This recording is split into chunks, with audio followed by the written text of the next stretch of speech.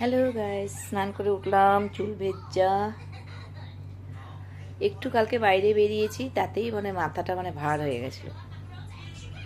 Shampoo করলাম, 2টো বাজে, ছেলে এলো, খিদে পেয়েছে, তো স্নানে গেল। আমি তাহলে একটু আপনাদের সঙ্গে কথা বলি। মেয়ে খেতে বসে গেছে, ও খেয়ে নিক, আর মা আর ছেলে আমরা পরে বসবো খেতে। তাহলে ও আবার একা একা খাবে, কালকে একা একা খেয়েছিল। কালকে মেয়েকে দিতে গেছিলাম দুপুরবেলা, আর আমাদের পালন ছিল, তো আমরা মা মেয়ে দুজনে দুপুরে খেয়ে নিয়েছিলাম।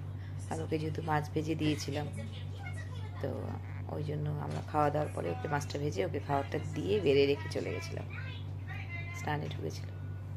তার হচ্ছে আজকে একসঙ্গে খাই। আজকেও মর্নিং ছিল ওর, আজকে খুব লেট করে উঠে ফেলেছিল, দেরি হয়ে গেছে। 5:30টার দিকে ও, যেখানে 5:10 বেরিয়ে যায়, সেখানে 5:30 বেজে গেছে। তোকে ফাঁকা সকালের রাস্তা ট্রেনেই চালিয়েছি, গাড়ি 70-80-তে চালিয়েছে বলে।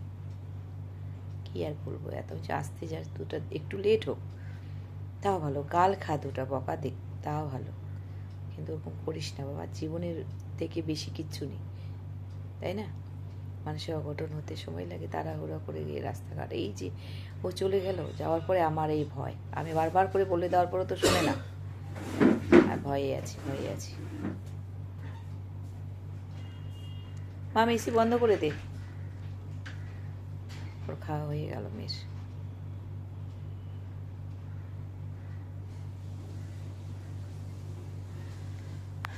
এই হচ্ছে আজকের আপডেট। শরীরটা যে কবে ভালো হবে, এখন ভয় লাগে। স্নানে গেছি, ওই মাথায় শ্যাম্পু করছি, রীতিমতো মেয়েকে বলে গেছি ভয়ে যে ওখানটায় কিছু, আমি মাথা শ্যাম্পু ট্যাম্পু বা মাথার জল দিলেই এই অনিঃশ্বাস বন্ধ হয়ে আসে, এই জিনিসটা হয়। তারপর পাট পাট করে মাথাটা আগে ধুয়ে নিই, তারপরে বডি। ওটাই বলছি, আজকে মেয়েটা আছে, মেয়েটা যখন চলে যাবে বাইরে পড়াশোনা করতে এগোতে, তখন তো আরও কি একা পড়ে যাবো আমি।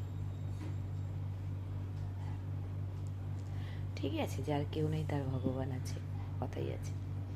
সে নিশ্চয়ই, ওর উপরে তো আমরা কেউ না, নিশ্চয়ই কিছু একটা উপায় বের করবে, তখন হয়তো ভালো হয়ে যাবো।